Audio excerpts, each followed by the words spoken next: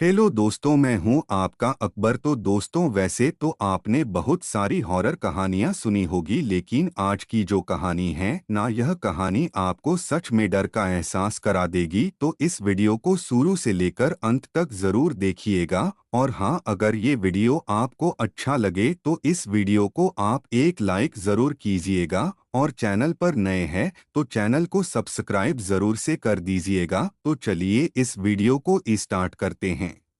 यह कहानी एक पुराने और सुनसान गर्ल्स हॉस्टल की है, जो शहर के बाहर घने जंगल के पास बना हुआ था। हॉस्टल का नाम था सुभाष गर्ल्स हॉस्टल। कई सालों से इस हॉस्टल में लड़कियां रह रही थीं, लेकिन यहाँ के अजीबोगरीब घटनाओं के बारे में सुनने वाले लोग अक्सर डर जाते थे।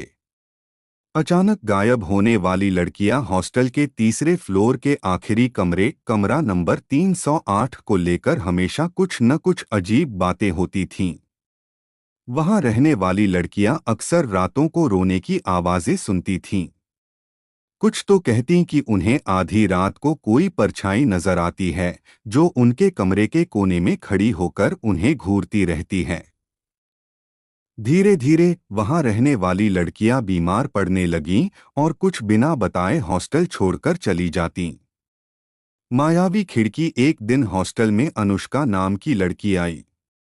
उसे कमरा नंबर 308 दिया गया।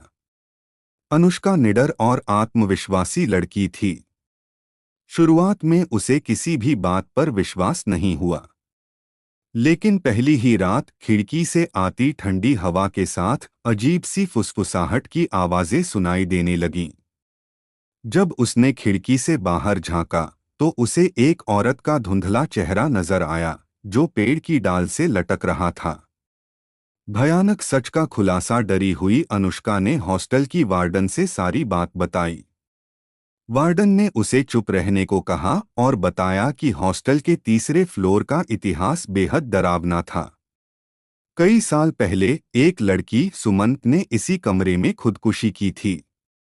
कहते हैं कि उसकी आत्मा अभी तक इस कमरे में भटकती है, और जो भी वहां रहने आता है वह उसे चैन से जीने नहीं देती। अंतिम रात अनुष्का ने ठान लिया कि वह इस हॉरर राज को सुलझा कर ही रहेगी। एक रात वह अपने दोस्तों के साथ कमरे में बैठी। अचानक कमरे की लाइट बंद हो गई। माहौल में सन्नाटा पसर गया। तभी एक ठंडा हाथ उसकी गर्दन पर महसूस हुआ।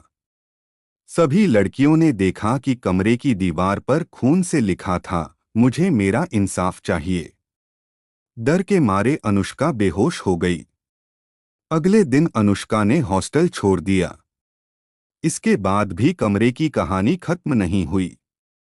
जो भी लड़की वहां रहने की कोशिश करती, वह किसी न किसी हादसे का शिकार हो जाती।